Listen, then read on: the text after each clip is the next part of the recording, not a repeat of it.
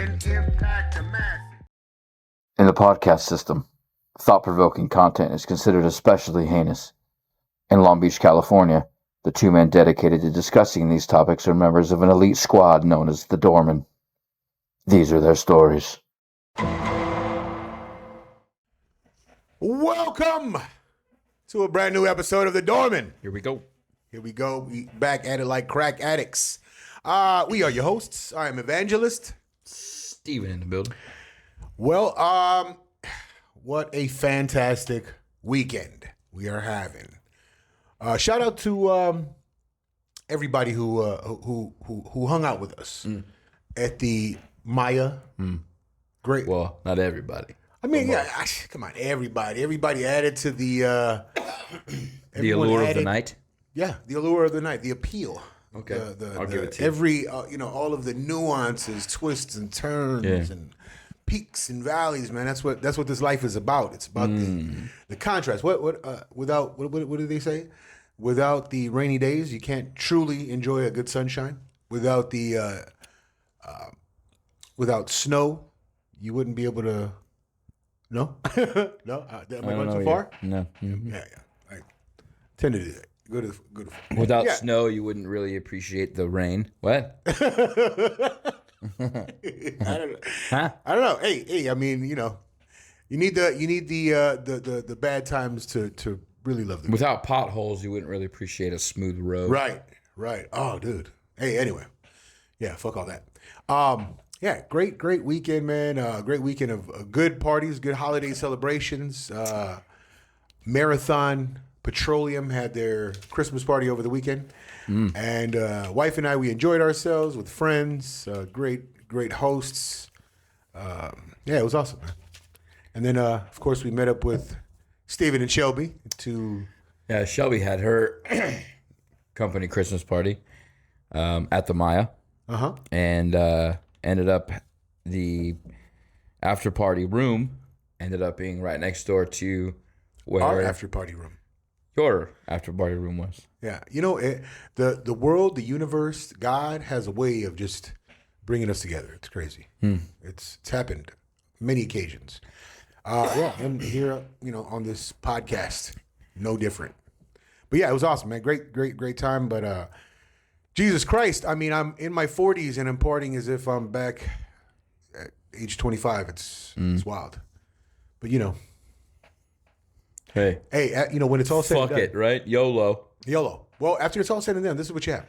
You're left with experiences and relationships. That's all you have. When the book closes, when the final gavel is smashed, that's all you have. When the library book of life is turned in. Yeah. All you have is the memories and the timestamp card Relationships that accompanies. Nurture those things. Yes. Huh? And we're done. Hey, that's it. That's and a wrap. episode over. See ya. We're always looking to give you the gems of life and shit. But yeah, I know. I mean, fucking fantastic, man. Hey, shout out to my brother. So, brother, he moved in to his brand new home, brand new build. Kudos to him. Fantastic. Him and his wife are just overjoyed. Man, you know what? We moved him in yesterday, and the kids, my niece and nephew, they were so excited to show me their own rooms. And nothing had been set up yet, but they had spread their blankets out and showed us how it was going to go down that night. You know what I mean? That's how it's going to be, right? Yeah, loved it. This is my room. Nobody comes in here. Yeah, my room. This is my blanket. This is how I'm going to sleep. I'm like, yo, that's what's up, man. Right? Decisive children. Like it. What else? Shout out, happy birthday to Jonesy. We celebrated his last night. Pretty awesome. Man, yeah, that's about all of my week's recap. Beautiful time. So my recap, normal Monday through Thursday at work, working, blah, blah, blah. Friday, we get the news of Shohei Ohtani, right? Oh. So in the morning, they said that he's going to sign with Toronto. Right. I was livid because all of a sudden Toronto came out of nowhere. Right. because your expectations were coming home. Right. Right. So, roller coaster of emotions, right? Up and down.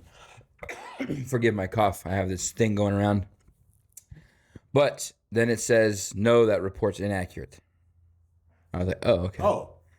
Then about 2 hours after that, he's on a plane, supposedly, to Toronto from Orange County. And I'm thinking, why would he fly to Toronto just to tell him no thanks, right? So he's going to fucking sign the Blue Jays. Yeah, that's it. I mean. No decision on Friday. I was monitoring all night, including at the party. Right. Nothing comes up. Saturday morning, 11-ish, maybe noon. All of a sudden, Shohei Ohtani made his decision. He's on the fucking Dodgers. No fucking way. Yeah. Oh, shit. 10 years, $700 million deal. Wow. Is this the biggest Contract in North American sports history. In sports history. Holy shit. And you're fucking I was like, oh ecstatic. my God. Yes. Hey, and you know what? You know what I get from Steven's his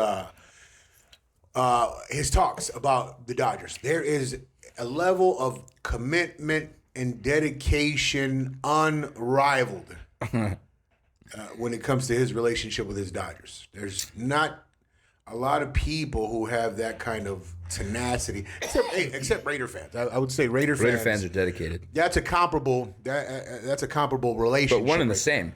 Raider fans and Dodger fans. Oh, yeah. Most of the time. Most of the time, yeah. The dedication, the amount of commitment, and just die-heartedness. Is that even a fucking word? But yeah, that's what it is, man. I mean, if there's anything to be said about a man, it's his commitment to things and ideas and Anyway, yeah. Kudos, man. Fucking I have two things congratulations, you tattooed on Dodger me. fanatics. Two things tattooed on me that are not just designs or, three things. My last name, but that's, I have the Dodgers logo and the Doormen logo. So, Take that yeah. right in your mouth. If you don't have any of those. No, but it was unreal. I'm not even involved, right? Like I'm Dodger fan for sure. Right.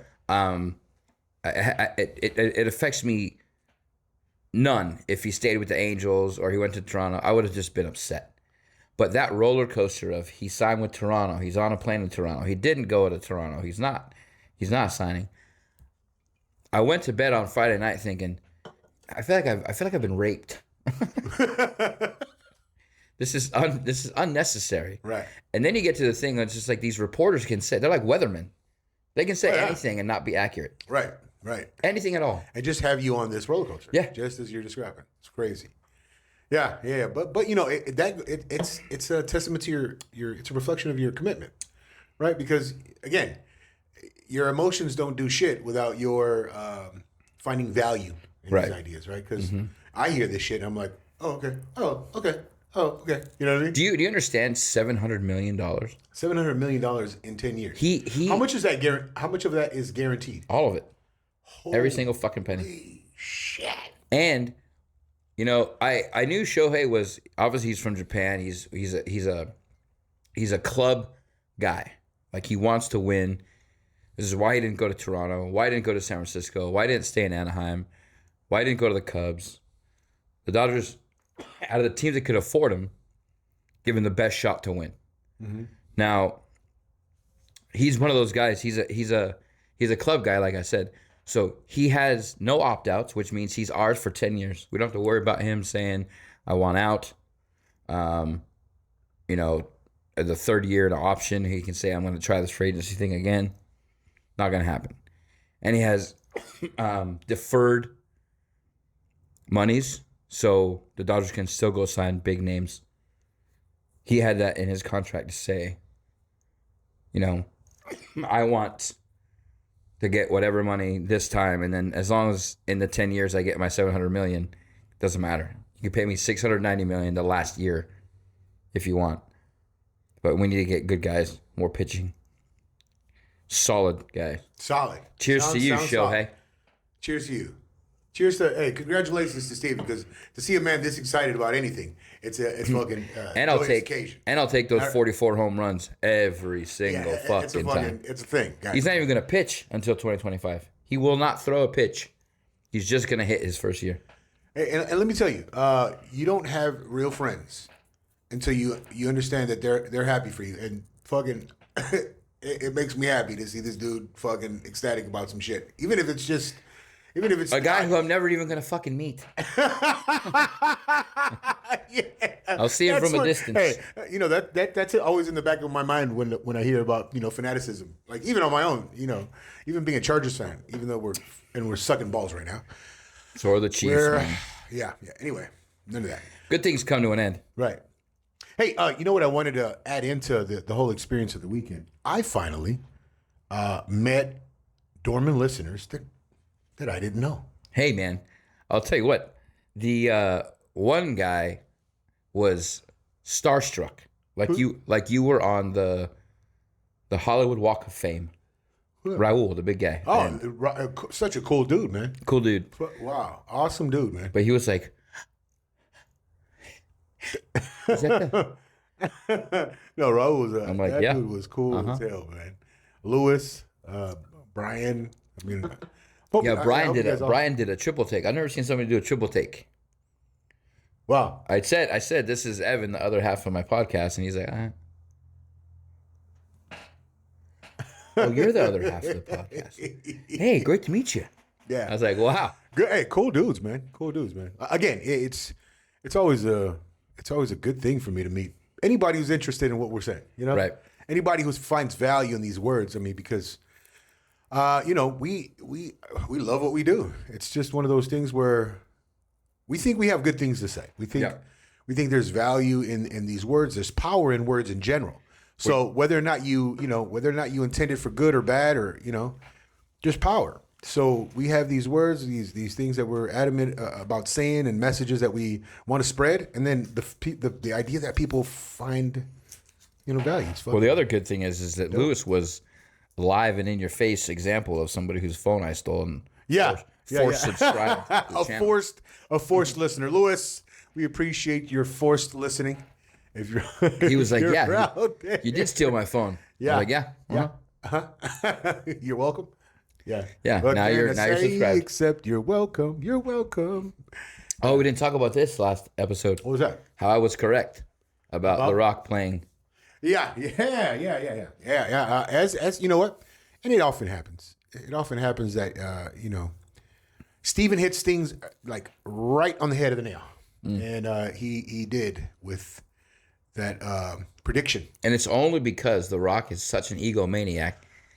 Nobody else would have done it. You know who I totally see as playing. The new American Idol winner, Ian Watongi. That dude can play Maui. No, I totally see that guy as a Maui. Jack Black. Jack Black. He's got to have a little bit more. Well, I'm just saying, anybody but The Rock. You could have had Idris Elba play. It doesn't matter. Nobody would. Why not have somebody who kind of looks like? Bro, with CGI and all the shit they can do, he's good. You think they're just gonna put him out there all fucking jacked and eating 50 pancakes a day? I don't think so. No, he's gonna have some sort of CGI body. He's gonna be bigger. I mean, he's not gonna be The Rock. He's literally gonna transform into a lizard, right? It's gonna be CGI involved. Sure. So we all know he's baller than you and I. Yeah. He's gonna have hair. It's gonna be a wig. I would Ian Watongi. Dog, you know what I mean? That guy might be a little too big. A little bit. Little Hey, piano box big. That guy can sing his ass off, man. He can sing, but he doesn't mean he can run around play Love Maui. listening to some Ian Watongi. Yeah, well. Wait, back to Shohei real quick. Okay. $350 million for being a pitcher, $350 million for being a hitter. That's pretty much what he got. That's fucking dope. Biggest contract. He dwarfed Mike Trout's biggest contract by Alex Rodriguez's biggest contract. Yeah. He dwarfed Holy shit. Trout's contract by $275 million. And poor Mike Trout is just sitting in Anaheim thinking, what the fuck do I have to do to win a game? Steven, I hate to be the bearer of bad news, but we need to run through this. Okay, let's go. There's some BG-ism going on. Let's go. And I want to save lives here. Okay.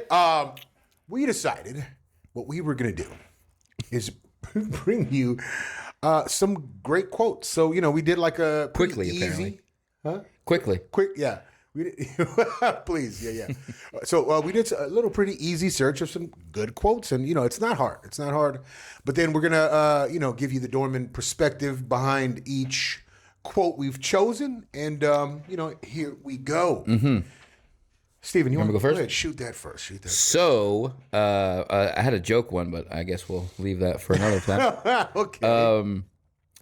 In any fight, it's the guy willing to die that's going to win that inch, because that's what living is. The 6 inches in front of your face. Al Pacino. Any given Sunday. Right. Now, you can think that's just a football quote, but it's really not. I mean, maybe the 6 inches thing, if you take it literally, I mean, the 6 inches in front of your face is always going to be you anyway, right? Right. But to find people in your life that are willing to go that inch with you is the ultimate find, I think. To find people that will stand by you no matter what is, I think, the ultimate find. Absolutely, dude. You know what's funny, man, is I've met many types of people in my life, right? And then again, we always talk about the idea that money is a great motivator. Money is a great goal. It's a destination. It's to have all of those things. But the importance of having absolutely trustworthy, committed people to your well-being, fucking invaluable. Yeah. Right. There's no. I don't even know if that's correctly used. Invaluable. It's valuable. It's an absolute value to have people who truly love you, right? Who truly have your back, who stand by you, right? Regardless of the situation, regardless of the turmoil, the whatever's going on, whatever could possibly come their way, and they're standing next to you, standing by you. As a Psalm 1, and in our culture, our family is that. Right, first and foremost, and then so when we look to gain relationships or get into relationships outside of the family, that's exactly what we look for. That's the blueprint that we go out and try to embrace. Yeah, and then so everybody that we find, myself and Steven, that's exactly what we look to do. It's not some type of a fair weather like here today, gone tomorrow. We're looking to solidify these lifetime bonds, and it's not some sort of like open net either, right? Where you can just scoop and have people who are loyal to you, or it takes, with me especially. I can't speak for you. With me, it takes a while to get past. I'd say my lack of trust in people, and that's my own deal, but. It's helped me, the fact that I just don't let everybody in. Right. At a young age I did, but not so much anymore, because you gotta show me. There's absolute value in that, because valuable things are scarce. Right. So when you're just willing to share yourself with the world, there's a lack of scarcity in that. Right? If you're just willing to open it up to everybody. Right. My kind of take, or my practice and my behavior, I bring, I have open arms for the world, right? So like you can come, but it's a matter of like things that stick, right? So as you're moving along this path, if it sticks, if it's a worthy bond, it'll stick. Right. Right. And if it's not, it'll fall away to the wayside. Right. As a lot of things have. Well, you look at it like even when we met, right? Mm-hmm. I went in as a guest of the bar, and then we needed help one night, and Aaron, I think, was busy or something, and it was a process, right? Yeah. It's not like I was like, hey, I'm Steven. Oh, hey, I'm Evan, and boom, Yeah. lifelong friend. It's always a process. It was a process that evolved. That if at any time during that initial process there was any sort of from either side, we wouldn't be sitting here right now. Right. So again, that process is of absolute importance, right? So again, I've got open arms. There's so a lot of people come, but it's not everyone sticks, right? Because values or just perspectives, just behaviors, practices, right? So all of these things are come into play, and then those that stick along with it. There's a prize to be had at the end of it, right? Prize being us. Hey, and the Doormen, and that's the show. Ding, ding, ding. So my quote, it's a Bruce Lee quote. Of course. So it's I fear not the man who has practiced 10,000 kicks once, but I fear the man who has practiced one kick 10,000 times. So, what that is a reflection to me. Again, it has to do with dedication. Because if you think about 10,000 kicks, like a multiple of ideas or a multitude of events, right? If your attention is constantly diverted from one thing to the other, so you're just you dive into something this minute. Next minute, you're diving into something else. Next minute, you're diving into something else. There is no mastery. Jack of all trades, master of none. There's no mastery of any of those things. And I was guilty of just that, right? Just diving into a bunch of things, not looking towards mastering it. But practicing the one thing 10,000 times, it's a clear representation of the path towards mastery. And then so I found that so valuable, right? I found that idea because that's what brings it adds to fulfillment. I promise you, when you become great at one thing, there is something that it offers your soul.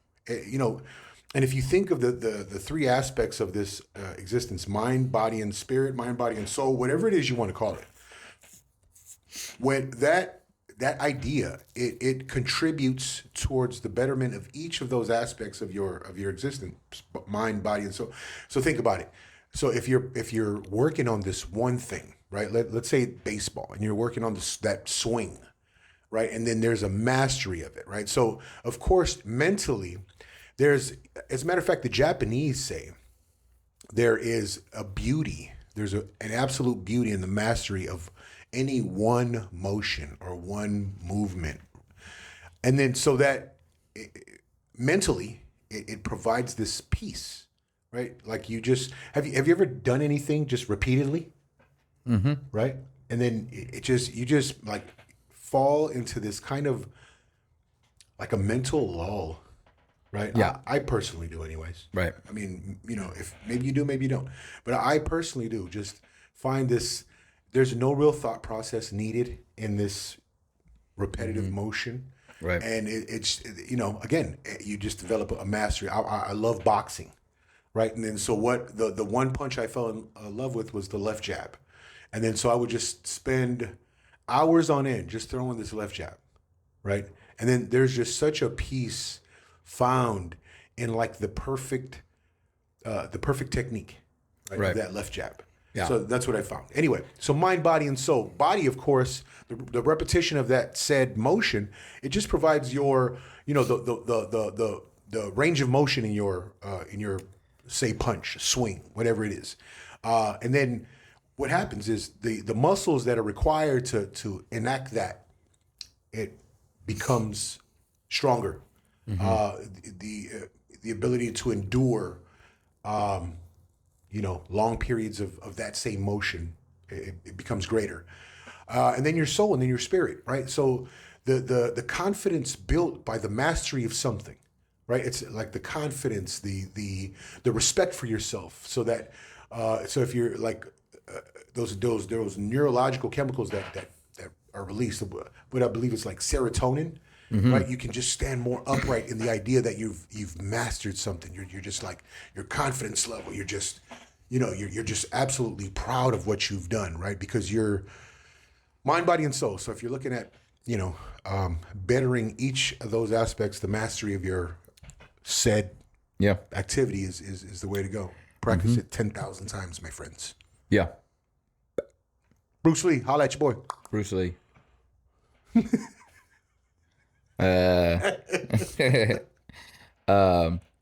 This other quote is, I came here to kick ass and chew bubblegum, and I'm all out of bubblegum. No, I'm just kidding. That's not the one.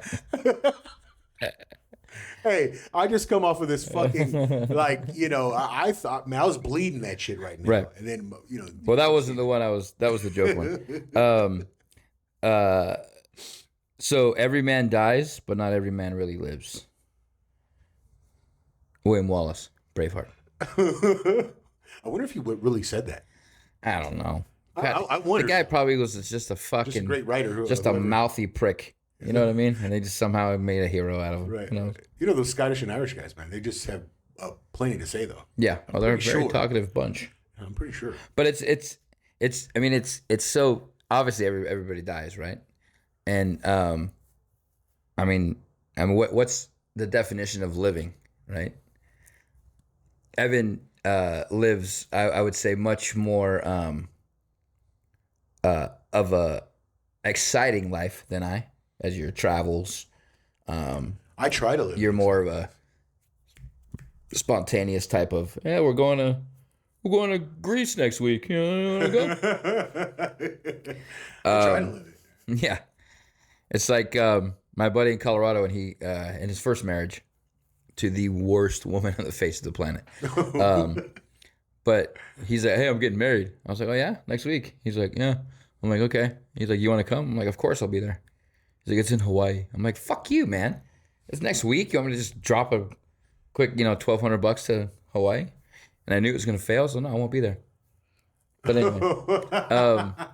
Well, what a friend you are. Well, I just, it was in Hawaii. Literally, no shit. Me to go to He Hawaii. told me on a fucking Monday. You have a friend in me. Unless you wanted me to go to Hawaii. He told me Monday, and they were going on Thursday. Do you have any idea how what of an expensive ticket that would have been? Holy shit! Yeah. For me to spend that kind of money and know that it was failed, doomed from the beginning. And they divorced. Yes. Yeah. Well. But anyway, Kudos. so not every man really lives. Right. It's interpretive. Obviously everybody lives their day, but nobody knows what the real living life is, right? Like even these gazillionaires, maybe they're not living life right. You know what I mean? Maybe they're maybe not. Yeah, just because you have the option to do whatever you want to do doesn't mean that you're living life right. I guess. I would say guys like Dan Bilzerian or whatever the guy's name is, and Andrew Tate. Those guys sound like they're living. Yeah. Sound like they live like full But it's just lives. like you think about Richard Branson, right? Ooh, I bet he's living. What's he doing right now? I don't know. Is he taking a nap or is he living life? Is he flying to the moon? What's he I'm doing? pretty sure that dude is That's what I'm saying. Like, what is your definition of living life? experiencing as much of this as you possibly can, taking as many experiences as you can, right? Not fearing anything, right? So not every man really lives. Absolutely. William Wallace was correct, William Wallace. and he was They saying can take that our lives. he was saying that in the heat of battle. It was a different time back then, and maybe him really living just wanted a little cottage and to be not messed with by the King of England. Pricks. Mm-hmm. Yeah. Hey, fucking fantastic. Prick. Well, I mean, let's go with my number three. My number three. Well, actually, no. My number two. Okay. Seems like number 3 because you're long-winded. I'm absolutely long-winded. I'm sorry. Even though I have to go. Yes, to be I know. It's remarkable. All of a sudden, all of a sudden, the more I talk, and all of a sudden, Yeah, it's gone. Weird. Turtle. Temperature Celsius. Yeah. No. My second one is you have power over your mind. I mean, you have power over your mind, not outside events. Realize this, and you will find strength. Marcus Marcus Aurelius. Aurelius. Yeah. My name is Maximus I've said Decimus it over Meridius. and again, right? We truly, this peace of mind is important. It's absolutely important. Because if you have this peace and this understanding that this is all that you have control over, this is all that you have the power over. So instead of investing your time and energy and into controlling other people around you, that will absolutely drive you crazy, right? Because I don't care how close a person is to you. I don't care if they're your twins. You cannot control them. You can control yourself. You can control your own Unless they're conjoined. actions. Oh yeah, yeah, Then you can control. yeah. And at Especially that point, if you're in charge of the legs and Yeah. they're just like on your Right. back or something. You're controlling where they're going. yeah, okay. What Steven said. Just But, saying. yeah, I mean, peace of mind is There are exceptions to the rule. peace of mind is a very important thing, and that's going to become much more of a possibility if control it yourself. How's that for short-windedness? That's pretty good, actually. Okay. I'm proud of you. My third quote is this you life's say that. hard, but it's harder if you're stupid. And who says that? It's from a movie called The Friends of Eddie Coyle. Oh. Didn't say who said it, but That sounds like a Steven quote to me. it's pretty fucking accurate. Pretty accurate. It's especially now too more I guess in your face because people can use an excuse and just you're almost forgiven for the stupid shit you do. You're encouraged. to Yeah, make stupid you're decisions. you're really encouraged to be an asshole. Yeah, and you know what? That can be an entirely different episode. Yeah. Let me tell you what has to happen at this moment. We're gonna have to take a break. We're gonna have to have our editor do his thing, and Sure. then I will be back. Holy shit! Literally. Literally, literally, yeah, that Literary. it was literary though. Should have been like a litter box in there, bitch. Because yeah, it was awesome. That was a must do. Anyway, on with the show, my friends. It's my turn, Yep. and my last. It's about my last, right? Mm-hmm. Yeah. Well, my last quote is actually a scripture. It's a script. It's a Bible scripture. Of course. Stephen thinks it's cheap for me to reference the Bible and Christianity, but I love it, right? It's a great start to the early childhood programming. So it's a pretty short scripture. It's Peter 5, verse 7. It says, "Cast all your anxiety on him because he cares for you." Now, I mean, as simple as that sounds, right? Who does he represent? Who is him? Him is Jesus Christ, right? Jesus Christ is a representation of all of the accumulated, and this is according to Jordan Peterson. I believe I'm referencing it right when I say he's a representation of all the transcendent good, the highest point of transcendent good, or the highest value of transcendent good. Understand that we are not it, right? This thing within us, these ties that bind us. These are all a good that's beyond us. It's beyond the individual, right? So if we understand that these little problems that we begin to face, anxieties and depressions, and all of these urges and impulses and feelings that we just want to dwell on. We want to sit there and soak in and bask in and bask under. It's absolutely important for you to understand that there's this bigger thing. There's something more powerful than we, that you can easily cast your worries onto, right? And it will absolutely benefit your mental state. It'll absolutely benefit your state of being, right? How you operate, how you function, right? When you sit there and sulk in these feelings, basically, right? Because sometimes, you hear about these people who suffer from depression, And a part of one of the symptoms or one of the things that happens is they don't feel like getting out of bed, right? Right. I don't feel like getting out of bed a lot, right? I don't feel like getting. I mean, a lot of times because of my party habits, I'm hungover. My body is wrecked, right? And then I don't feel like getting out of bed. But guess what? It's not about me, right? It's not about me and my feeling. It's about there's a purpose, right? I'm a father. I'm a husband. I'm a son. I'm a brother. And then so all of these things obligate me to get up and get moving, because who am I to sit there and just sulk in this feeling, whatever that thing is, right? So because these purposes drive me, it just provides that fire in the ass to get moving, right? So the idea that this thing beyond me, this transcendent good beyond me, this Jesus Christ, God, our Creator, it is also a fire in the ass. It's also a leaning post. It's all of these things that allow us to get going, get moving, get active, get functioning, and that's what that scripture kind of represents. And then He cares for you, right? There are good things meant for you in this world. There is good meant for you in this world, but there also is evil that is out there lurking, waiting for us to fall victim, fall prey, become trapped in, right? And then, so both of these things exist simultaneously in that journey. Sulking in those anxieties, sulking in that depression, it only furthers you in the opposite direction of the Jesus Christ idea. So there it is there for my last one. I got no words for that. I mean, your last one.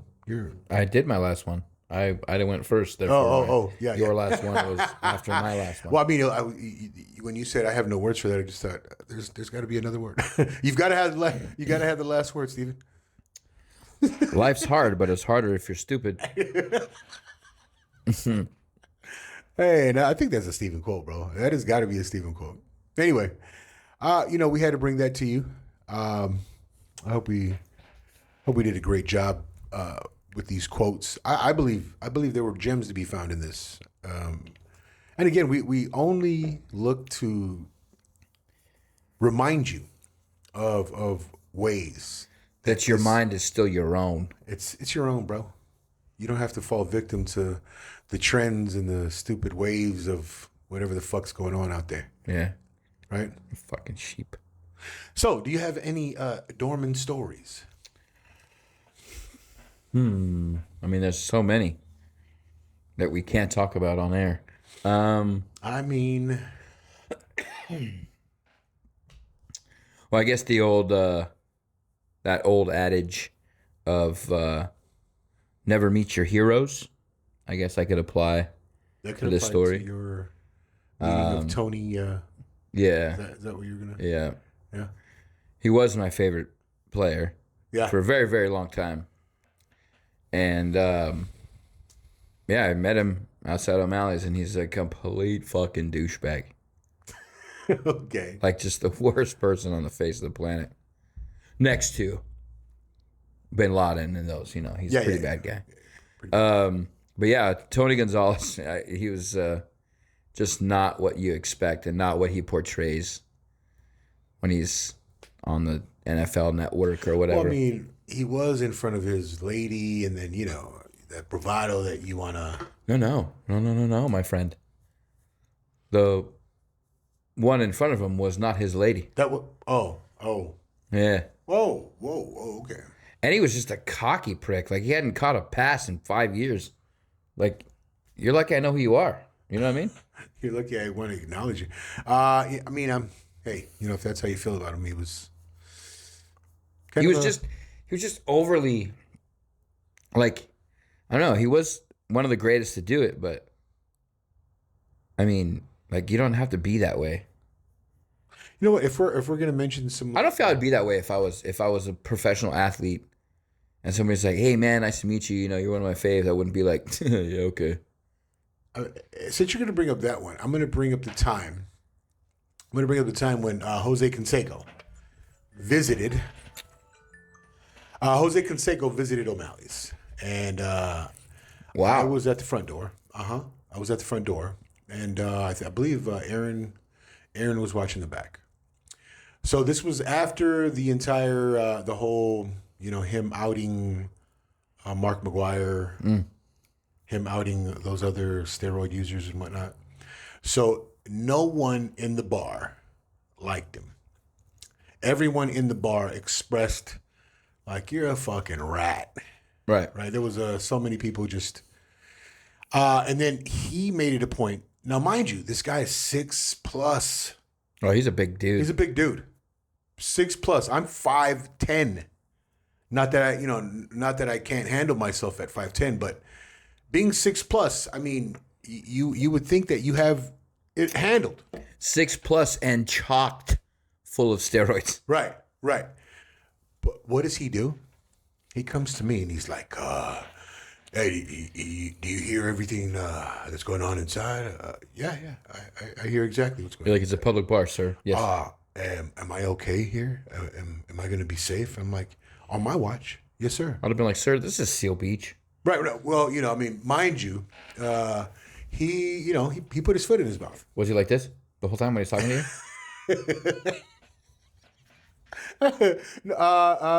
Close. But I mean, he was just scared, right? I mean, guys in there were just, "What the fuck are you doing here?" Right? Yeah. Like they wanted to eat him and eat his lunch, right? And he made it a point to come to me and ask me if I got his back. And I thought, "Oh, you're a big motherfucker." And the guys you came with, they're also pretty sizey dudes. Mm-hmm. You're not trusting in those guys that you came with. You're not. Anyway, Show muscles. Yeah. He and as soon as I assured him that nothing's gonna happen to you on my bar, I mean on my watch in my bar, because I took pride in the idea that I'm gonna keep you safe. Right. Right? Did shit happen? Has shit ever happened in my bar where, people? Yeah, once or twice it's happened. Things happen so quickly sometimes. Somebody got a bottle smashed over their head. Another time, somebody got punched in the bar and hematoma. That big golf ball sized hematoma formed over the eye. I've also been involved in a bottle smashing event in Colorado. Okay. Wild. Yeah. It's not like the movies, man. You don't just go like, and walk away. Well, I mean, as far as my Jose Canseco story, that was pretty wild to me because being such a big guy. You know what he's most known for, other than being a snitch? I would say he was known for that time that he was on that reality show. No. In baseball, you think about Jose Canseco, right? You think the Bash Brothers, Mark McGuire, home runs, massive ones. But the one thing that comes to my mind is when he was playing outfield in the Texas Rangers, somebody hit a fly ball to right field and he went to catch it. It bounced off his head over the wall and was a home run. Oh, shit. Yeah. That's a good one. It's unreal how it happened. Yeah, well, But don't meet your idols. And just the bigger they are doesn't mean that they necessarily are tough, right? great way to close this one. Yeah. Right? And with that, we're out.